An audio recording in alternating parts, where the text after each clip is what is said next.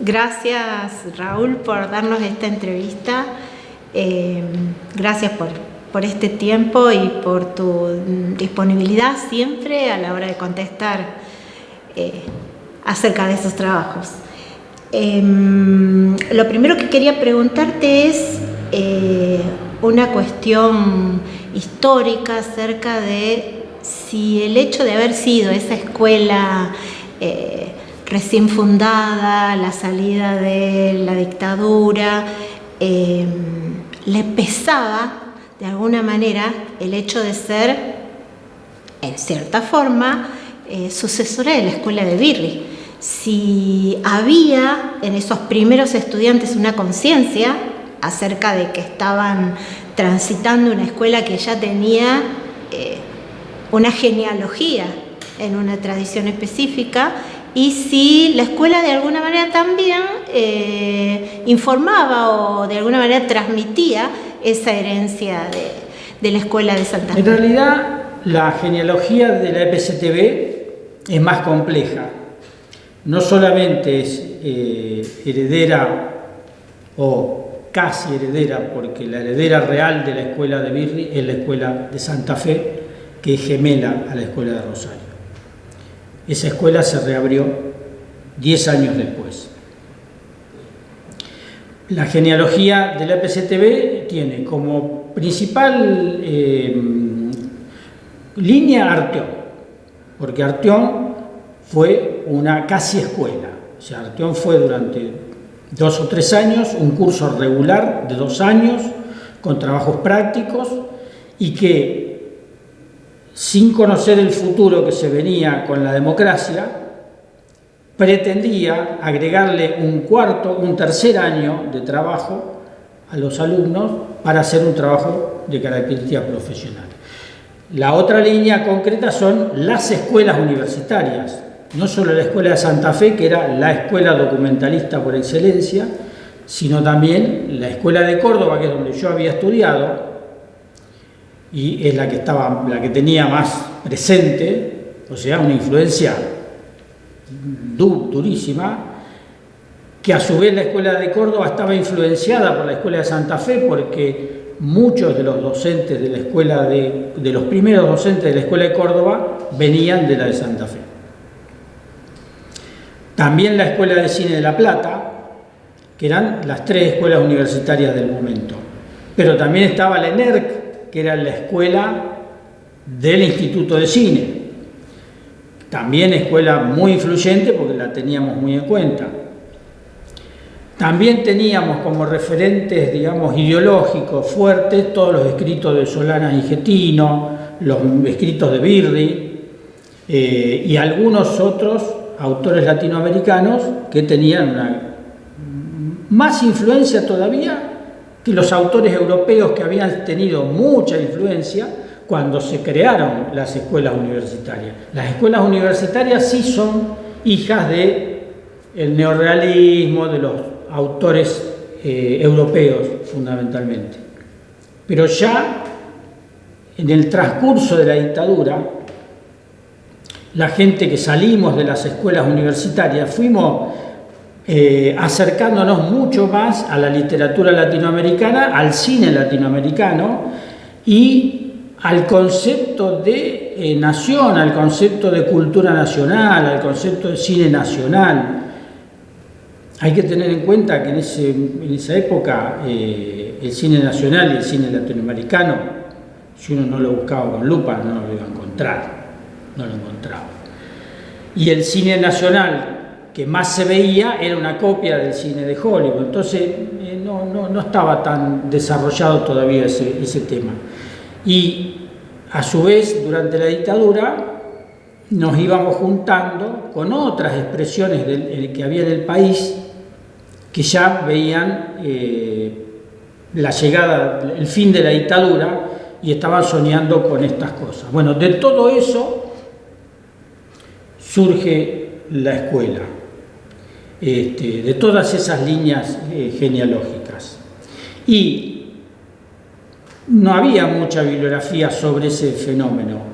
Entonces, los primeros alumnos sí, recibían esa idea de genealogía de la escuela a través de los docentes que habían sido participantes directos de aquella otra época, que era la década del 70, entonces se lo podían transmitir directamente. Después la bibliografía fue incorporando el pensamiento nacional, el pensamiento latinoamericano, empezaron a aparecer muchos otros autores, se empezó a hacer un poco más fácil ver cine latinoamericano y ya no fue necesario que la experiencia fuera transmitida directamente, sino que se hizo parte de la vida de la escuela. Lo de la bibliografía y la filmografía es un asunto clave, porque son fuentes de referencia inmediata para el alumnado. Por ejemplo, muy difícil sería que nosotros transmitiéramos la relación que nosotros teníamos con la escuela de Birri a los alumnos que no sabían quién era Birri, no sabían qué era el cine latinoamericano. Es muy difícil que a alguien le guste, por más que se lo cuenten, que a alguien le guste algo que no conoce, que no sabe dónde es, que no siente que tiene una relación. No nos olvidemos que la dictadura del año 76, además de la crueldad con la gente concreta, tuvo algunos objetivos muy concretos. Por ejemplo, destruyó a Eudeva.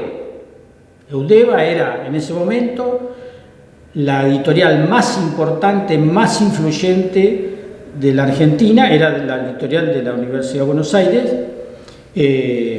y era la editorial que empezó a distribuir bibliografías sobre el pensamiento nacional.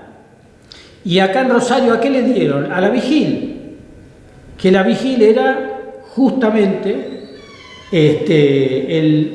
un hecho cultural trascendentalísimo que trascendía Rosario y el país, y que había hecho también empezar a publicar y a distribuir no solo cultura universal, por ejemplo, distribuía música clásica universal, sino música de los autores locales y literatura de autores locales y literatura latinoamericana y literatura del pensamiento nacional. Entonces,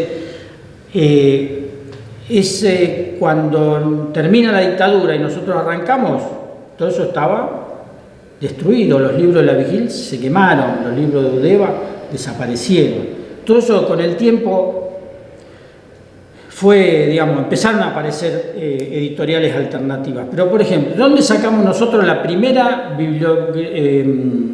filmografía latinoamericana?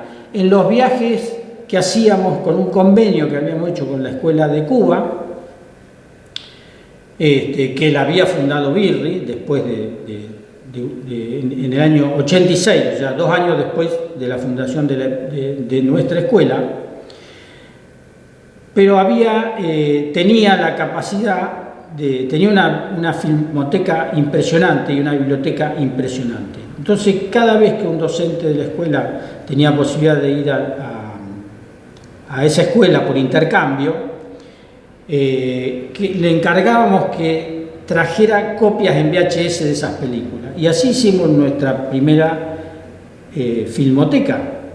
Esas películas eran inaccesibles, o sea, pero además pensemos, no existían las plataformas, no existía el video. O sea, recién aparecía el video en VHS, pero las copias de películas, todavía no estábamos hablando de hacer películas en video. Y así se construyó así se construyó el patrimonio cultural. Descolonizando pantallas era un buen eslogan. Era fuerte, era comprometido, me gustaba mucho, pero en algún momento se fue como diluyendo inclusive por una cuestión de modas también. Quizá la posmodernidad tuvo un peso allí para que algunas palabras dejaran de poder usarse tan cotidianamente. Yo no diría que desapareció la consigna. Para nosotros fue una consigna. Puede haber sido también un eslogan, pero era una consigna que reflejaba la necesidad de saber ya de entrada que estábamos viviendo en un país colonizado y que a nosotros nos tocaba un poco la tarea de descolonizar las pantallas en el sentido de producir contenidos que fueran alternativos.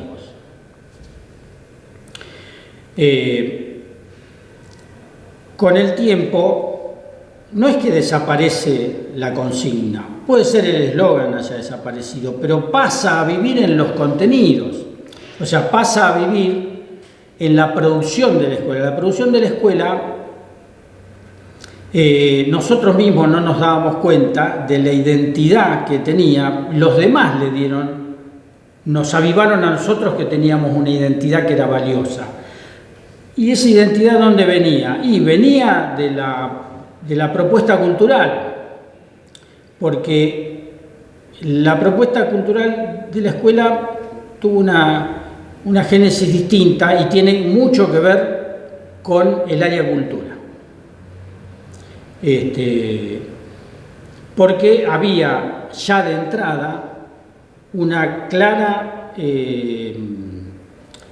manifestación de principio al decir, acá el área cultural es tan importante como las otras y vamos a estudiar a fondo la cultura local, la cultura nacional, la cultura latinoamericana y si tenemos tiempo vamos a estudiar la universal. Eso estaba clarísimo de entrada. Entonces, bueno, toda la producción se fue orientando a la producción de contenidos que tuvieran que ver con eso, con el conocimiento del lugar donde uno vive y transmitir esas historias, ya sea a partir de fotodocumentales, documentales, películas de ficción. O sea, se trasladó, o sea, yo no digo que desapareció, digo que se trasladó a los contenidos y a la obra que produjo la escuela. Hoy la colonización tiene otra cara, pero es la misma de siempre, disfrazada de otra cosa. Hoy tenemos las plataformas que están inundadas tan homogenizadas con una producción que es la misma que antes tenían la sala de cine. La sala de cine la siguen teniendo, ahora se le suman las plataformas. Pero a su vez, para poder producir, para poder trasladar a la producción esto de la descolonización, nosotros también tenemos que aprender a conocer lo nuestro. O sea, nosotros estamos acostumbrados a que la gente en general, el público en general, sabe que los Oscars son el premio más importante de cine. Pero para nosotros el premio más importante de cine se llama el Cóndor. Y sin embargo, vos le preguntás a los alumnos que ingresan a la escuela de cine ¿qué es el premio Cóndor? No saben qué es el premio Cóndor, saben el premio Oscar. Los controles remotos vienen con el botoncito que dice Netflix, el botoncito que dice Disney, el botoncito que dice YouTube y otro botoncito que dice Apple. Pero ninguno dice Cinear y ninguno dice Retina Latina, por ejemplo, que es una plataforma gratuita de contenidos de cine latinoamericano bueno. Entonces,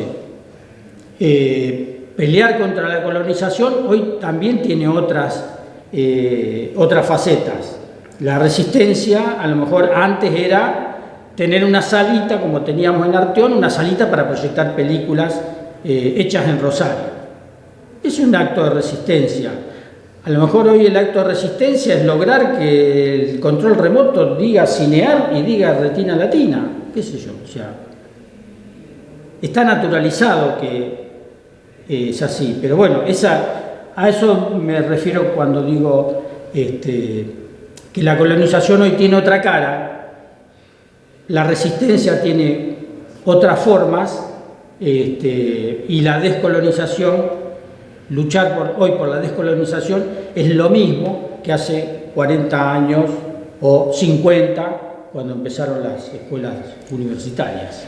Raúl, ¿qué tipo de relación hay entre las distintas escuelas que conforman la Feisal? ¿Hay algún carácter común? Inclusive esas características comunes hacen que haya una interrelación fluida entre los distintos integrantes. ¿Cómo está funcionando en este momento la Feisal? ¿Fue importante para la Escuela de Cine ser parte de la Feisal? Inclusive vos fuiste director. Pensándolo bien y mirando un poco nuestra documentación, nuestros escritos, la escuela nunca se definió como documentalista. Tal vez se la identificó como documentalista porque cuando nosotros siempre dijimos al alumno, si no sabes qué decir, no digas nada, pero si querés una fuente de inspiración, todo lo que está alrededor tuyo es la fuente de inspiración. Si vos hablas de lo tuyo, le vas a hablar al mundo. Y bueno, la primera forma de acercamiento sensible a la realidad, que eso es un poco lo que nosotros habíamos aprendido de las escuelas universitarias, es acercarse a la realidad en forma sensible, que es lo que te ayuda a producir sentido. Entonces, bueno, el documental fue siempre la primera herramienta. Es más, nosotros trabajamos, que eso sí lo heredamos de la escuela de Birri, con el fotodocumental, que es un trabajo previo donde se construye un relato a partir de fotografías y subtítulos. No era obligatorio que el fotodocumental fuera documental, pero ya se llamaba así, se llamaba fotodocumental. Vos podías hacer un fotodocumental de ficción, pero era un fotodocumental. Se llamaba así, no se llamaba fotorrelato. A lo mejor se tendría que haber llamado fotorrelato, pero la escuela de Birri era una escuela netamente documentalista. Entonces de ahí viene Bueno, y los primeros trabajos tenían esa forma de acercarse a la realidad a través del documental. No digo que la ficción sea una forma más compleja de narrar, pero sí es más difícil de aprender. Para el alumno, desarrollar la capacidad de armar un guión documental, armar un guión argumental de ficción, es un poco más complejo que el guión documental, que partía siempre de una premisa conceptual y muchas veces se decía directamente lo que se quería decir, mientras que la ficción necesita de un trabajo un poco más elaborado, donde los contenidos están presentes, pero están presentes de una manera más sensible. Entonces, puede ser que al principio se hicieran más documentales que películas de ficción, pero con el tiempo los mismos contenidos fueron apareciendo prácticamente en toda la producción de la escuela. Raúl, ¿qué características en común tienen las escuelas que integran la Feisal?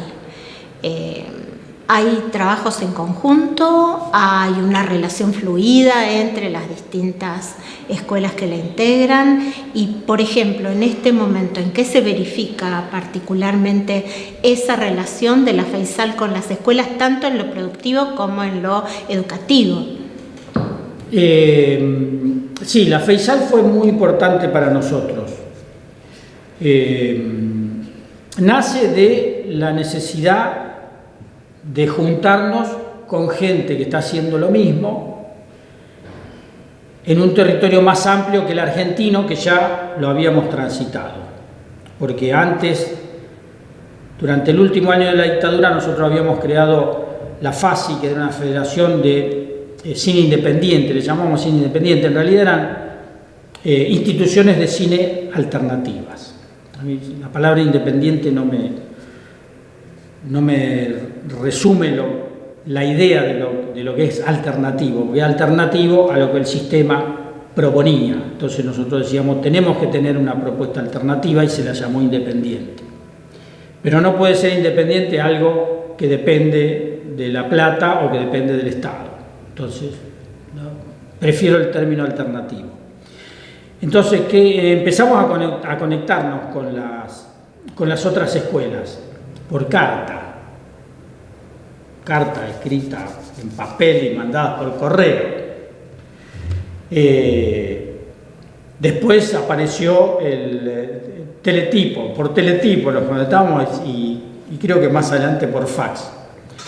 Estamos hablando del año también 1986. Arranca la Escuela de Cuba, que es la que convoca a la primera reunión. Y al año siguiente ya convoca una primera reunión donde se empieza a debatir esto de que, bueno, la mejor forma que tendríamos de relacionarnos es juntarnos físicamente. A lo mejor hoy lo pensaríamos de otra forma, pero en ese momento la forma era juntarse físicamente para intercambiar trabajos prácticos, docentes, o sea, ideas, planes de estudio, cómo estaban concebidas las escuelas. La FEISAL de entrada tuvo escuelas de más de 10 países. En este momento tiene más de 50 escuelas de 13 o 14 países, no lo tengo claro ese dato. Entonces, al año siguiente, la Escuela de México, el Centro Cinematográfico de México, institución enorme, que sería como la ENERC argentina, pero más grande, mucho más grande. Bueno, convoca una reunión y directamente invita a todas las escuelas latinoamericanas, fíjate el poder que tenía en ese momento ese tipo de escuelas, que invita directamente a los directores de todas las escuelas latinoamericanas. Nos paga el pasaje, la estadía en México, se hace una gigantesca reunión y de ahí se crea esa entidad. Y entonces el intercambio fue a una reunión anual de directivos de las escuelas y 2 reuniones anuales de una comisión directiva, que en ese momento fue una comisión organizadora, y también presenciales. Pero ya las reuniones de la comisión directiva eran directamente para armar los programas, para tomar algunas decisiones, la escuela no era necesario juntarlos a todos. Pero las reuniones más importantes eran las asambleas anuales. Las asambleas anuales se fueron haciendo permanentemente. Y bueno, después empezaron a aparecer otros medios de comunicación que nos permitieron comunicarnos más rápido, pero siempre en las reuniones se miraban los trabajos prácticos que hacían las otras escuelas, se intercambiaban relaciones entre docentes de las mismas especialidades, se empezaron a hacer convenios de intercambio de docentes entre las escuelas. Eso, por ejemplo, nos permitió a nosotros que el primer largometraje que se produjo en el ámbito de la escuela, que fue De regreso de Postillone, se editó totalmente en la Escuela de Cine de Cuba, de forma gratuita, o sea, donde ellos pusieron generosamente toda la tecnología que tenían, que era mucho más de lo que teníamos nosotros.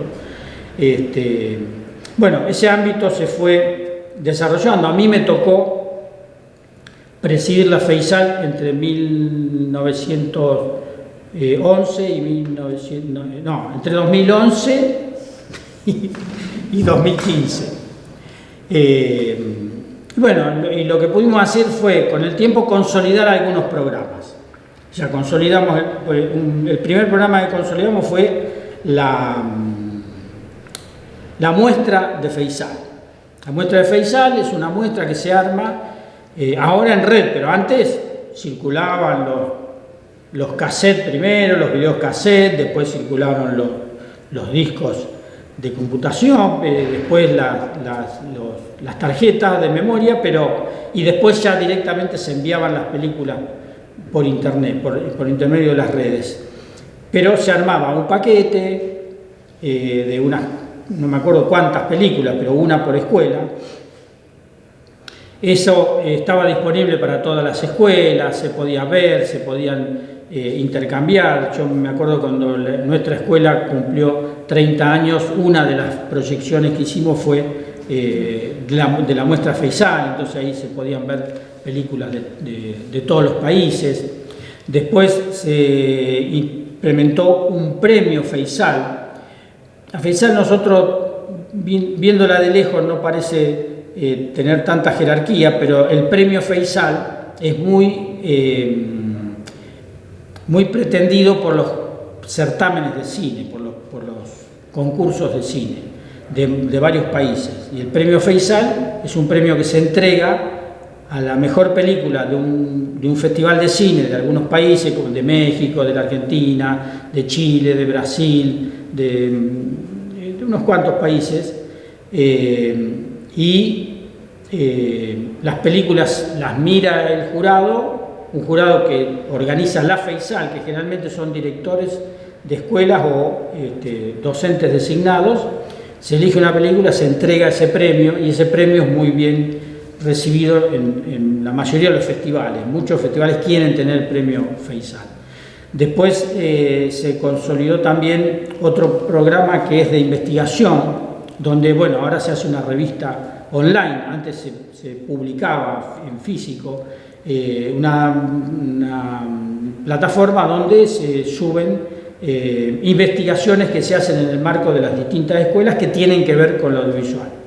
Y después también consolidamos en ese periodo lo que era la Cátedra Feisal, que la Cátedra Feisal tuvo un primer alojamiento, una primera sede en la Universidad de las Artes, en Buenos Aires, que designó un docente, puso a disposición espacio, tecnología y docentes que destinaban un tiempo específico a la difusión del cine latinoamericano y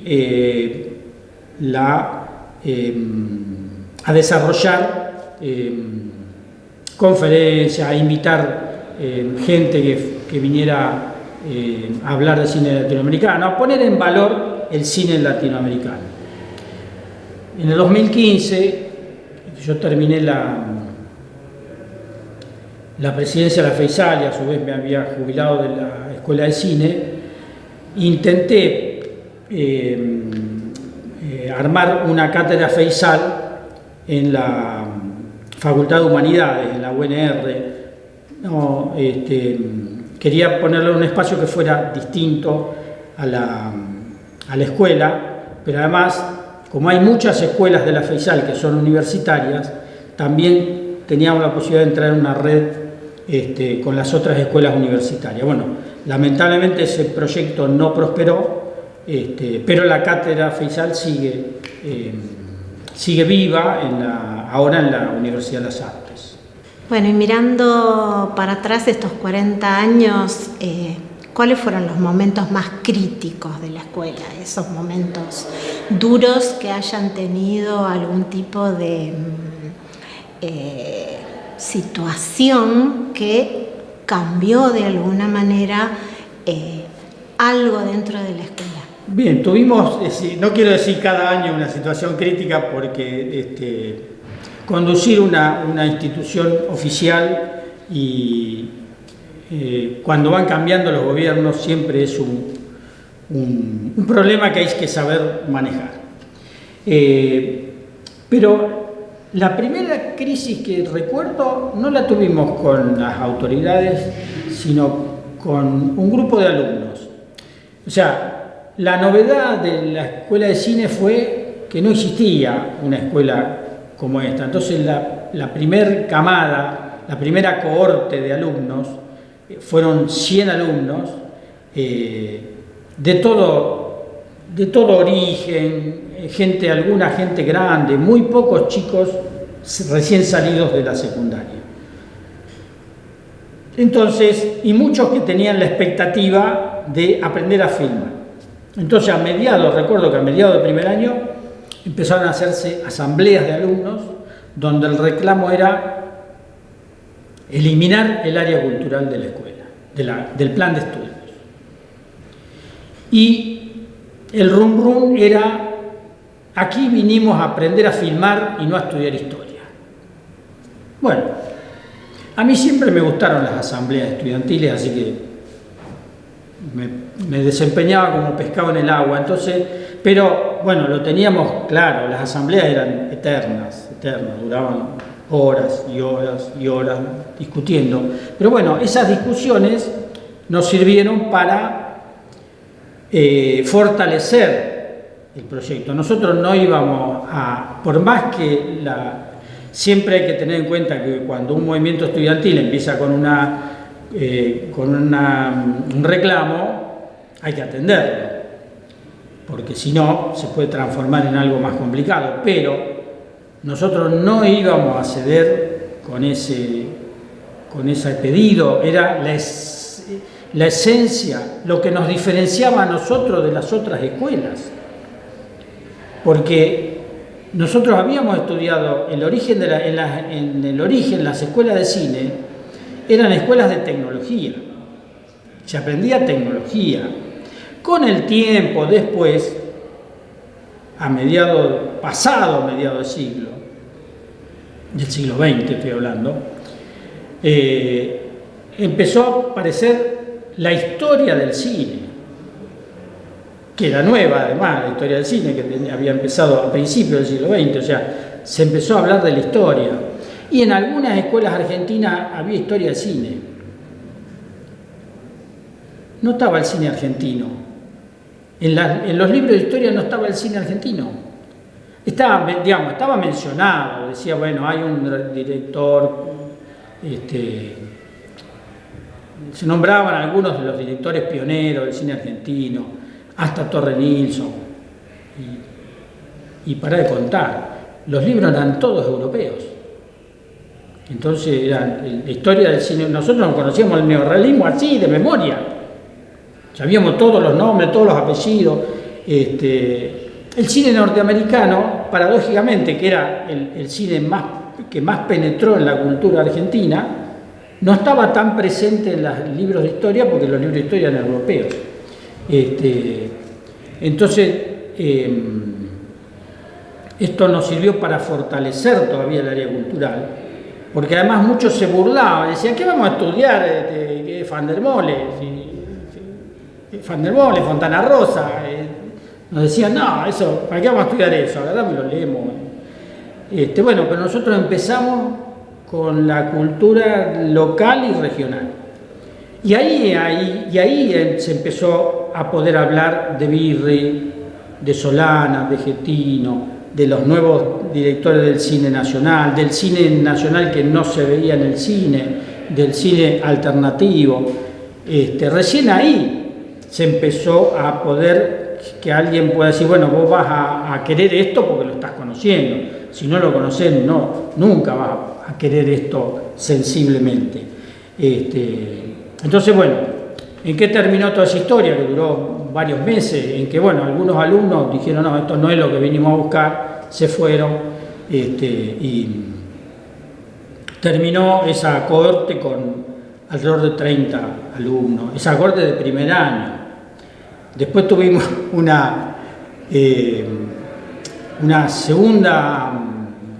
segundo conflicto, que esto ya fue más grande, ese fue en el año 1987, o sea, cuando estábamos, 1986, pues estábamos en tercer año, estábamos en el tercer año de la primera cohorte. Ahí yo era director, Mazzarelli era regente, y alrededor de las viejas discusiones que alguna vez fueron en la década del 60, arte, industria, se fueron se fueron reconfigurando y se armó también una especie de grieta entre los cineastas acerca del cine de poesía y el cine de guerra. Llamémosle de guerra, era el cine combativo, el cine rebelde, si lo podríamos llamar. Bueno, ahí se daban discusiones, pero ricas discusiones. Pero ahí se armó un movimiento que se produjo algo rarísimo. Renunció el regente y renunciaron unos alumnos, un grupo de alumnos, alrededor de 20, en solidaridad con el regente, para que, pidiendo que repusiéramos al regente y se modificara el plan de estudio en función de las reivindicaciones de ese grupo, de esa grieta incipiente. Entonces, bueno, ese grupo se fue con el regente a armar un centro que se llamó CRAC, que era un nombre simbólico, que se llamaba Centro Rosarino de Acción Cinematográfica, algo así. Duró un tiempo y después nosotros fuimos convocando de nuevo a muchos de esos alumnos a que volvieran a la escuela a terminar de la carrera, porque muchos eran de tercero, otros eran de segundo, hasta algunos alumnos de primer año. Entonces dijimos, no, nosotros tenemos que darle cabida. Entonces, bueno, finalmente lo fuimos convocando a todos y muchos de ellos terminaron la carrera. Después, al principio del gobierno del gobernador Reviglio, que fue el segundo gobernador de la democracia, en esa época los gobiernos provinciales tenían un delegado en Rosario. El gobernador no venía casi nunca a Rosario, o sea, tenía un delegado que atendía donde ahora es la sede del gobierno en Rosario. Bueno, este delegado que nos tocó lidiar, siempre cuando cambia un gobierno hay que empezar todo de nuevo. Esto es una costumbre que hay que asumir en los organismos públicos.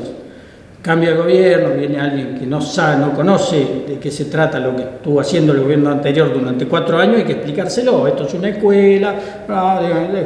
Bueno, pero nos encontramos con un troglodita, que era el delegado del gobernador, se llamaba Pastore, no me acuerdo el nombre de pila, que de entrada empezó a mandar inspectores a la noche, de trasnoche, cuando la escuela ya estaba cerrada, porque decía que acá a la noche en la torre de la Vigil pasaban cosas raras. Y empezó la persecuta política, empezó la persecución política. Tenía un amigo, este hombre, que repito, era un cavernícola, tenía un amigo, periodista, Carlos Viana, le decían el licenciado Viana, tenía un programa en LT8 a las 4 de la tarde. LT8 era la radio más escuchada de Rosario en ese momento. Y este hombre empezó a comentar en el programa abiertamente que la escuela de cine era un nido de comunistas, que nosotros mandábamos a los docentes a hacer instrucción militar en Cuba y que después veníamos acá a transmitir las ideas comunistas a los alumnos. Eso era terrible en ese momento, porque estamos hablando de una época donde no existía la televisión que tenemos ahora con un montón de canales, un montón de alternativas, no existía la FM, o sea, la gente escuchaba LT8, LT3 o LT2 nada más. Y LT8 era la radio, o sea, todo el mundo escuchaba eso. Hasta tuvimos un caso, a consecuencia de eso, yo me acuerdo haber atendido una vez un padre que me pidió una audiencia a solas con el director. Yo dije, bueno, esto me imaginé, no sé, un problema grave con el hijo, qué sé yo, no sé, me imaginé cualquier cosa, que sé, que algún docente se había peleado con un docente, no sé. Y no, el tipo abiertamente me dijo, yo quiero que usted me ayude a sacar a mi hijo de acá. Entonces, dije, ¿por qué? Digo, pero su hijo le gusta. No, dice, porque a mí me dijeron que esto está lleno de comunistas, drogadictos y maricones, y yo no quiero que mi hijo se forme así. Ese tipo de cosas eran consecuencia del mar donde había que navegar, donde había que hacer crecer una institución pública, convocar a la gente en forma masiva, para que en esa época no era tan fácil estudiar cine. Los chicos que estudiaban cine, yo me acuerdo de haber recibido un montón de chicos que decían, no, mi padre no quiere, yo estoy acá, yo tengo que estudiar una carrera en la universidad, más esta, porque si no, no me dejan venir, y me dejan venir, pero no todos los días. Estudiar carreras artísticas hace 40 años era de gente rara, por lo menos rara. Después de ahí, adelante, comunistas, drogadictos, maricones, todo lo que uno se pueda imaginar. Pero bueno, en ese ambiente creció. Bueno, y sobre el final de ese mismo gobierno, bueno, superamos esa crisis, se superó, no sé, portándonos bien o haciéndonos los tontos con algunas cosas. Y sobre el final de ese gobierno, veníamos pidiendo un subsidio y se demoraba el subsidio. Se iba a terminar el gobierno y nosotros sabemos que cuando se termina un gobierno, para empezar con otro que además era de otro signo político, lo íbamos a perder. Entonces, bueno, se organizó una gran movilización, reclamos, movilizaciones en la sede de la gobernación acá.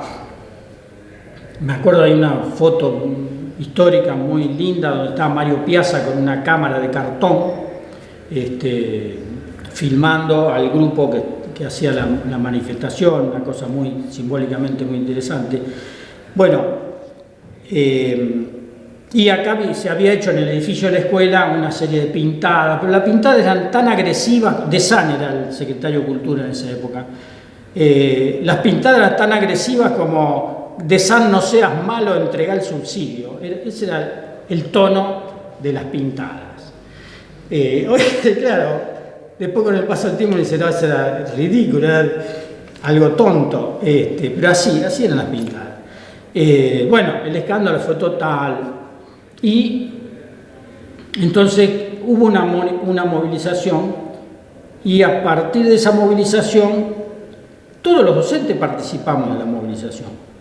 Pero bueno, nosotros no teníamos muy claro, sí teníamos claro, pero el doble rol de representante del Estado en la escuela y de representante de la institución con las autoridades superiores en algún momento entraba en conflicto. Entonces nos sumarían a Molina, que era el regente, y a mí, por haber incitado a una rebelión callejera, con violencia, que no había habido ninguna violencia, no. Y porque habíamos firmado un petitorio y nos decían, con razón, que nosotros, por ser autoridades, no podíamos firmar un petitorio a las autoridades. Entonces nos hicieron un sumario. Y como nosotros nos defendimos diciendo, no, nosotros no firmamos ese reclamo, que en realidad no lo habíamos firmado, porque ese día tanto Molina como yo fuimos a otra reunión y no pudimos estar en esa movilización, y en esa movilización se entregó el petitorio. Entonces le dijimos a uno de los docentes que dibujaba bien, voy a hacer la firma nuestra, que total te van a salir bien. Le salieron tan bien que se hizo una pericia caligráfica que determinó que las firmas eran auténticas. Menos mal que no era un caso de un crimen, porque si no estábamos en cana con 50 cadenas, pero lo terrible fue que hasta ahí llegó la cosa y posteriormente, bueno, nos entregaron parte del subsidio, nos entregaron los equipos, terminó todo bien, pero cambia el gobierno y después que a los meses de asumir el otro gobierno, me llaman a mí de la oficina jurídica del Ministerio de Educación a decirme que estoy cesanteado, que el último decreto, no sé si era un decreto o una resolución ministerial, el día 10 de diciembre, o sea, el 9 de diciembre, el 10 cambiaba el gobierno, había firmado una resolución dejándome cesante.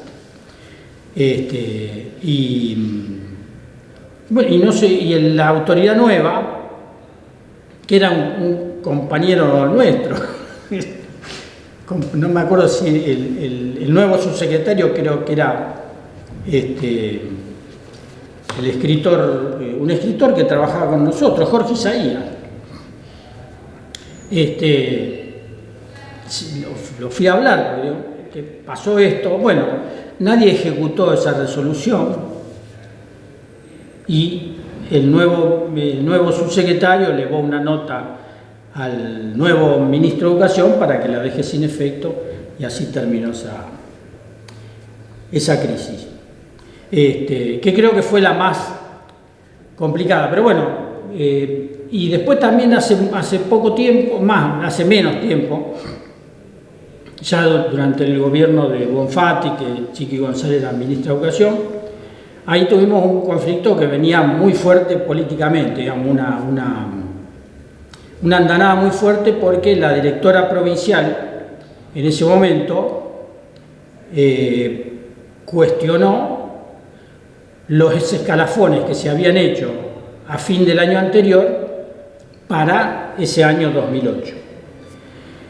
Que también, cambio de gobierno, siempre que cambia de gobierno hay que acomodar las cosas,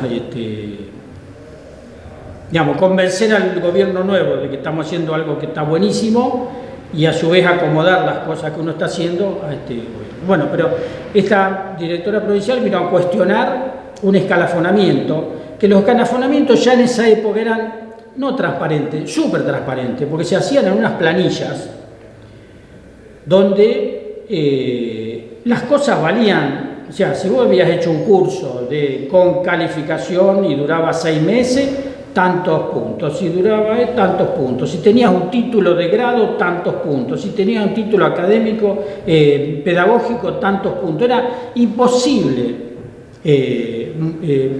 truchar esas actas. Y además eran actas que estaban a la vista de todo el mundo, además estaban en la escuela, hasta que la Junta Calificadora Provincial las recogía y las revisaba y les daba valor. Esas actas estaban a disposición de la que quería ver. Entonces, bueno, se hace todo un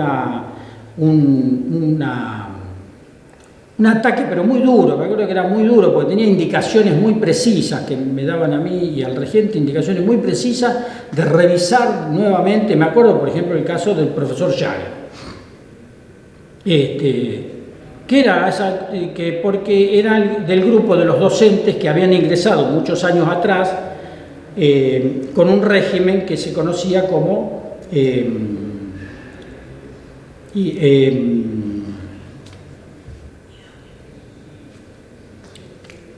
vamos a cortar este pedazo. Por ejemplo, cuestionaba mucho el caso de la calificación del profesor Jagger, que había ganado una cátedra, que era su cátedra además, porque no tenía la titulación necesaria, pero había ingresado por derecha con el régimen de los idóneos, que eran profesionales que tenían idoneidad en la asignatura, pero no tenían la titulación correspondiente. Ya que tenía un título universitario, pero era ingeniero. Bueno, se cuestionó eso y yo tuve que hacer un descargo porque, paradójicamente, a esa altura del partido, muchos de los docentes que estaban en aquella condición se fueron capacitando. Fueron haciendo cursos de posgrado en la universidad, fueron haciendo cursos de perfeccionamiento docente, cursos específicos y no específicos, cursos que daban en los institutos de profesorado de la provincia. Y me acuerdo que en la contestación resultó ser el docente que más tenía capacitación pedagógica. Bueno, eso fue un problema político, era evidentemente un problema político, y lo resolvimos políticamente.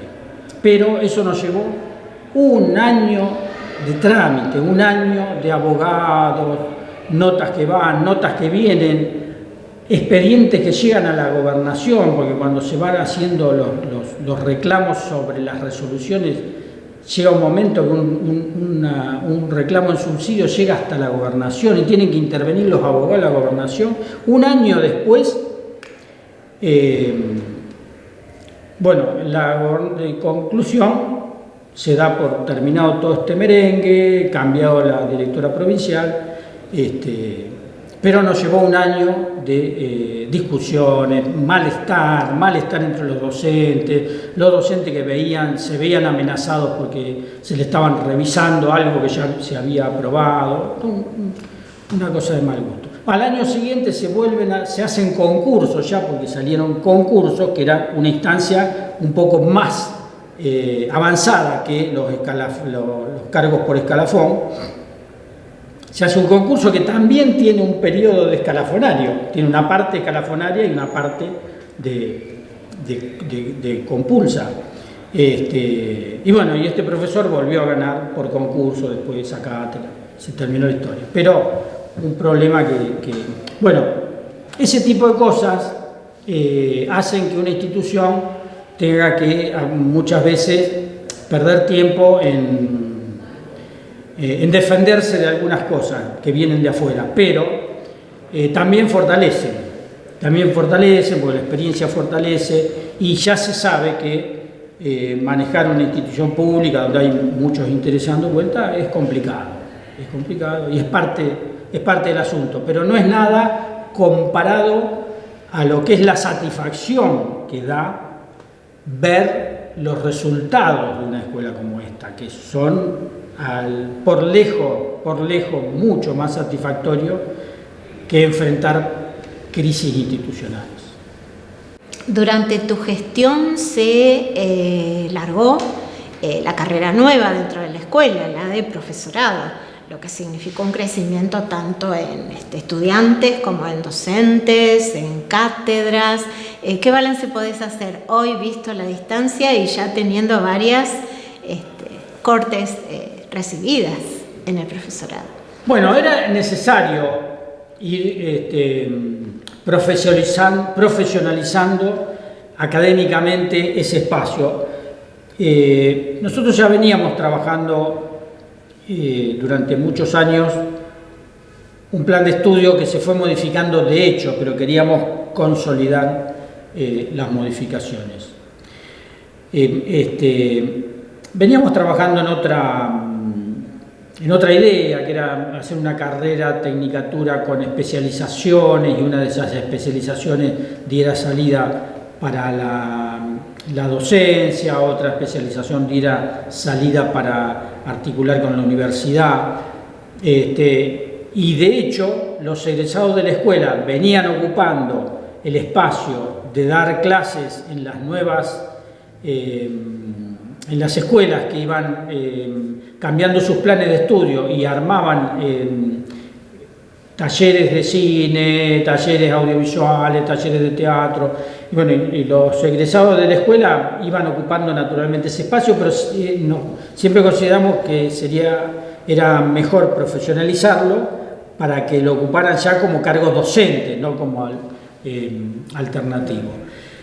Bueno, paralelamente el Gobierno Nacional largó todo un plan de unificación de todas las carreras técnicas del país con la misma terminalidad. Eso de entrada nos sorprendió un poco porque nos ataba mucho a un esquema que venía preestablecido con unos documentos que sacaba la Nación que eran muy estrictos con respecto a cómo debía ser una carrera, y a su vez que un alumno de una provincia se pudiera mudar a otra provincia y continuar la carrera en otro lado, todo un sistema de equivalencia muy complejo y con un pequeño espacio dentro de eso para el perfil institucional, para los proyectos institucionales que eran propios de las escuelas. Y paralelamente larga también toda una normativa específica para los profesorados terciarios, y define que los profesorados de los institutos terciarios iban a abarcar todos los niveles de la enseñanza, menos la universidad, y la universidad iba a formar los docentes para la universidad y para el nivel, para todo el nivel terciario en general. Bueno, entonces obviamente que nos subimos a ese tren porque era lo que había que hacer y tratamos de mantener nuestro proyecto institucional dentro de ese espacio donde, por ejemplo, nos resultó muy difícil meter la dimensión que tenía nuestra área cultural, pero ya, fíjate que para ese momento estamos hablando de un proceso que se fue desarrollando desde 2012 hasta 2014. En 2015 nosotros ya pusimos en marcha esa nueva carrera. Ya los nuevos documentos de la educación terciaria ya venían con una carga cultural importante, como la que nosotros habíamos imaginado 30 años antes. O sea que en ese sentido nos gratificó bastante saber que no le habíamos errado tanto en el desarrollo que habíamos tenido. Nos costó muy poco adecuarnos a eso, si bien nos estrechó un poco el camino, pero cuando una norma nacional prevé que un alumno de una escuela se mude a otra provincia y pueda seguir su carrera, nos pareció una consigna bastante interesante. Y con respecto a los profesorados, también nos ayudó, porque no teníamos el expertise nosotros de eso, nos ayudó toda la normativa que se daba y las comisiones que se armaron a nivel del Ministerio de Educación para ayudarnos a hacer esta reforma, que además nuestro profesorado tenía que ser igual al profesorado de Santa Fe, igual al profesorado que ya había otra escuela, para ese momento ya había otra escuela en Venado Tuerto, pero a su vez tenía que ser igual a todos los profesorados de artes audiovisuales de todo el país. Entonces, bueno, lo pudimos adecuarlo bastante, tratamos de que un alumno que empezara la tecnicatura, que después pasó a ser de 4 años y no de 3, tuvimos mucho cuidado en que la tecnicatura, de que un alumno que cursara la tecnicatura después homologara unas cuantas materias del profesorado y viceversa, para que un alumno no tuviera que hacer 2 carreras de 4 años, sino que pudiera obtener 2 titulaciones en menos de 8 años. Eso finalmente se pudo concretar bastante bien. Los profesorados se llenaron de alumnos inmediatamente porque la demanda era real y concreta. O sea, todos los primeros egresados de esos profesorados tuvieron trabajo inmediatamente porque había un montón de escuelas primarias y secundarias que abrían áreas de trabajo audiovisual donde no había docentes titulados para eso. Mi nieta en la Gurruchaga hace un taller de cine en 2º grado con una docente egresada de la escuela nuestra. O sea, ahí pude ver en carne propia cómo ese lazo se da toda una vuelta, ¿no? Y se cierra un círculo que antes estaba desocupado. ¿Hay algún momento que quieras especial o que recuerdes especialmente en donde sentiste que la tarea de dirigir una escuela de cine era una cuestión realmente importante? ¿Hay algún momento mirando hacia atrás que justifique todos los problemas pasados, todas las circunstancias a veces comprometidas, difíciles, y que te reconcilie con un proyecto como el de dirigir una escuela de cine? Apenas arrancó la escuela, que ya dije que fue muy vertiginoso el arranque, muy vertiginoso, tan vertiginoso que ni nos dimos cuenta que de un momento para otro teníamos 100 alumnos y había que estar a la altura de responder a eso. Pero ya cuando pude reflexionar sobre lo importante que era tener 100 alumnos, que la protoescuela de Artión se transformara en una escuela de verdad y todo eso, ya ahí empezamos a ver que esto tenía sentido. Después también un momento importante fue algo que nosotros empezamos a percibir, y a mí me tocó verlo en las reuniones, sobre todo con las otras escuelas argentinas y con las escuelas latinoamericanas, es que nuestra producción se identificara y nos dijeran los rosarinos. Esto es de los rosarinos, veían un trabajo y decían, esto es de los rosarinos. Y eso tiene que ver con la identidad, y cuando te marcan la identidad es un momento importante. Después teníamos una costumbre en los primeros años de mandar las películas a los trabajos prácticos a cuanto festival de cine hubiera, y esas películas empezaron a ganar premios. Entonces me acuerdo que en los primeros años los listábamos. Mario Piazza tenía siempre la lista actualizada de los premios, y a veces cuando llegaban los alumnos al primer año le mostrábamos cuando las computadoras tenían las hojas formulario continuo, entonces imprimíamos todos los premios en formulario continuo, y claro, se hacía larguísimo, y entonces lo desparramábamos así en todo un aula, y los alumnos se asombraban de la... Bueno, y llegó un tiempo que dejamos de listar los premios. Los dejamos de listar porque eran ya imposible de contarlos, porque si contábamos los premios de los docentes, de los alumnos y de los egresados, era imposible. Con eso lo dejamos de contar, y cuando lo dejamos de contar, cuando dejamos de hacer esa lista, también sentimos por ahí decíamos que lástima que no hacemos más la lista, pero después dijimos, no se puede, esa lista ya no la podemos hacer más, porque no la podemos abarcar. Eso también me parece que es un momento que tiene mucho valor. Y de la misma forma también tuve algunas experiencias muy interesantes que me resarcieron de aquella otra vieja experiencia donde un padre venía a pedir que lo ayudara a sacar a su hijo de la escuela. Cuando empezaron a venir padres y madres a llamarme por teléfono porque el nene se había quedado fuera de la escuela y era una tragedia para el hijo o la hija que no podía entrar a la escuela. A tal punto que tuvimos que hacer un sistema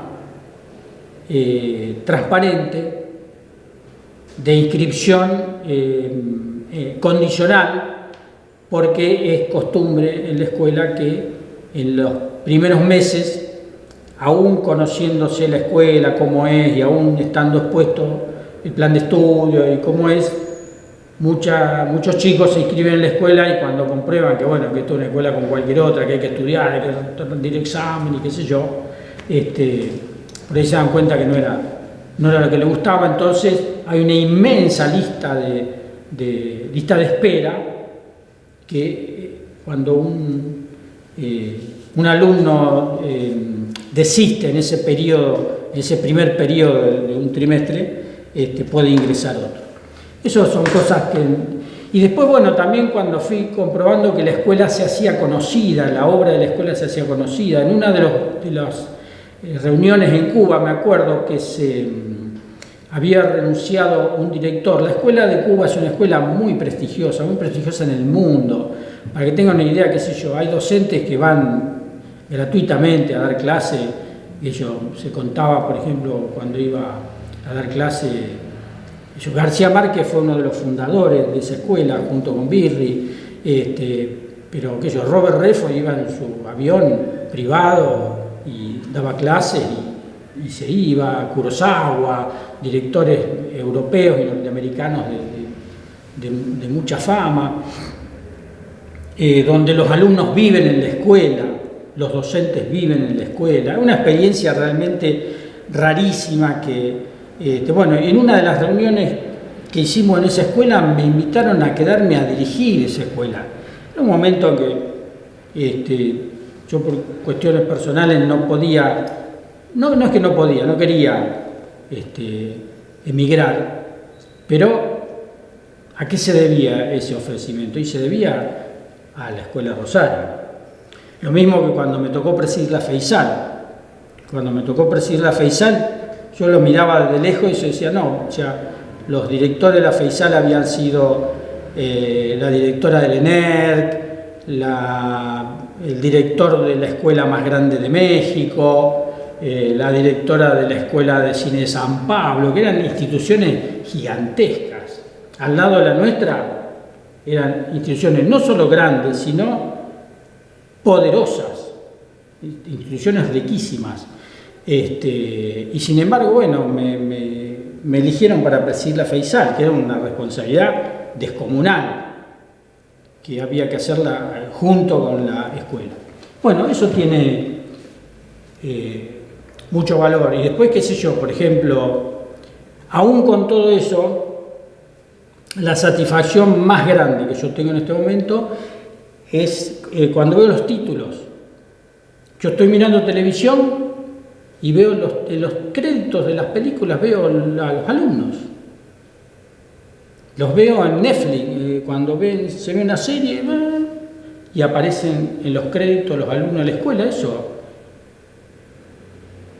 no tiene precio. ¿Quedaron proyectos en el tintero? ¿Qué cosas te hubieran gustado concretar para estar feliz con todos los años que estuviste en la gestión? Cuando se reformó el plan de estudio nos quedó una asignatura pendiente, que era pensar en las especialidades. O sea, cuando se arma la escuela, todo era formar un realizador integral que pudiera ocupar cualquier espacio de una producción y especializarse después, con el oficio, especializarse en algo. Eso fue cómodo de trabajar durante muchos años, pero después la industria, que era un sueño hace 40 años, ahora existe. La industria existe, la industria audiovisual a escala regional existe, y hay un montón de productoras que están formadas por exalumnos de la escuela y hoy se están demandando. Yo detecto, por ejemplo, una real necesidad de formar más guionistas, de formar más productores, directores de arte. Y esa es una idea que teníamos antes del plan de estudio, pero bueno, la reforma nacional de los planes de estudio vino por otro lado. Pero eso tal vez creo que es una cuestión que está pendiente alguna vez de hacerlo. Después, el crecimiento de la escuela nos fue haciendo perder algunas áreas.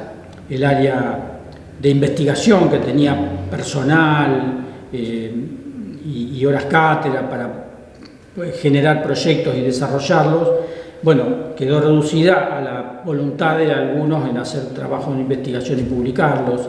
El área de producción, teníamos un departamento de producción que creo que también se fueron perdiendo porque la necesidad de ir creciendo y de abrir nuevas